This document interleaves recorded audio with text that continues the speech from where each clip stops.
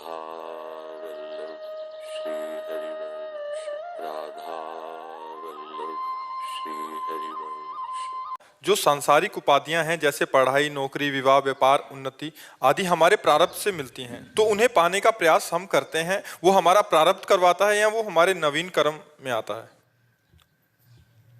परिणाम प्रारब्ध होता है। जैसे हम बहुत बढ़िया पढ़ाई पढ़े और एक कम पढ़ाई पढ़े, तो कम पढ़ाई वाला लड़का पास हो गया और हम फेल हो गए। बहुत प्रयास किया लेकिन हम फेल हो गए, अब इसमें प्रारब्ध लागू हो गया।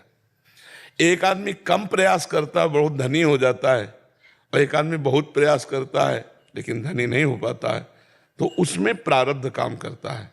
हमारा साथ साथ क्रियमाण भी चलता है। प्रारब्ध परिणाम पे आता है।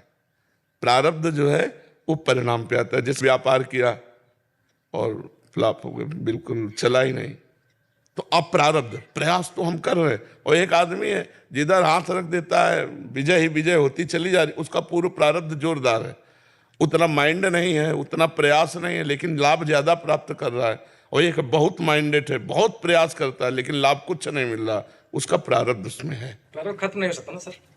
भोग के खत्म होता है, भोग के खत्म। अलग अलग पॉइंटों पे वो अपना असर दिखाता रहेगा जब तक हमारा शरीर है।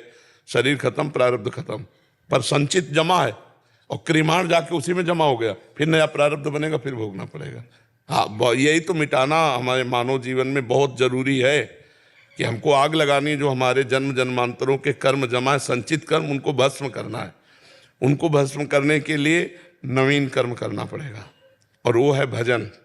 भजन रूपी कर्म के द्वारा ही हम संचित कर्म को भस्म कर सकते हैं, दूसरा कोई ऐसा कर्म नहीं। दान, पुण्य, तीर्थयाटन, ये सब पुण्य के अंदर शुभ कर्मों के अंतर्गत आएगा। लेकिन हम राधा राधा राधा, कृष्ण कृष्ण, राम राम, हरि शिव शिव जो नाम जपेंगे, उससे हमारा संचित कर्म भस्म हो जाएगा। सर अगर परहित किया जाए तो उससे कुछ कम हो सकता है?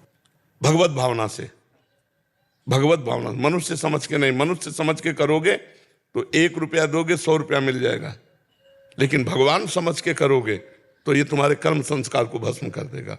अच्युत भावना विहीन कर्म शुभ और अशुभ, और अच्युत माने भगवान, भगवत भावना युक्त कर्म वही कर्म। जैसे हम विद्या अध्ययन कर रहे हैं और उसको हम मान लें कि ये मेरी भगवान की पूजा है, और 4 घंटे अध्ययन को भगवान को समर्पित कर दिए, वो शुद्ध पूजा बन गई। और पूजा कर रहे हो और रुपए के लिए कर रहे हो, तो यद्यपि पूजा है पर वो पूजा नहीं मानी जाएगी, क्योंकि आपका अर्थ लक्ष्य है। और वो किसानी कर रहा है लेकिन लक्ष्य उसका भगवान है, तो किसानी भी उसकी पूजा हो गई। मान लो बॉर्डर पे खड़ा हुआ है, भगवान की प्रसन्नता के लिए राष्ट्र की सेवा में खड़ा है, अब आतंकवादी ने गोली मार दिया और उसकी पूजा बन गई। गोली मारना, हत्या करना भी पूजा बन गई।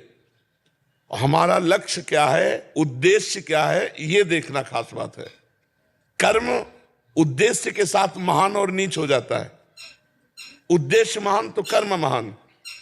कर्म और उद्देश्य, उसका बहुत प्रभाव है। अगर हमारा उद्देश्य महान है तो नीच कर्म भी महान हो जाएगा, और अगर हमारा उद्देश्य नीच है तो महान कर्म भी नीच बन जाएगा। तो क्रियमाण कर्तव्य कर्म, परिणाम प्रारब्ध कर्म। प्रारब्ध उसका फल देगा। तभी भगवान ने कहा सुख दुखे समय कृत्वा लाभा लाभो जया जयो। सुख दुख में, लाभ हानि में, जय पराजय में समान भाव रखकर अपने कर्म को अवश्य करते रहो। अपने कर्म को करते रहो। जो तुम चाहे विद्यार्थी हो, डॉक्टर हो, मास्टर हो, किसान हो, अपने कर्तव्य कर्म को करते रहो। यही भगवान का आदेश है। कामना तनेजा जी। महाराज जी, आपके चरणों में कोटि कोटि प्रणाम। महाराज जी, किसी भी बात पर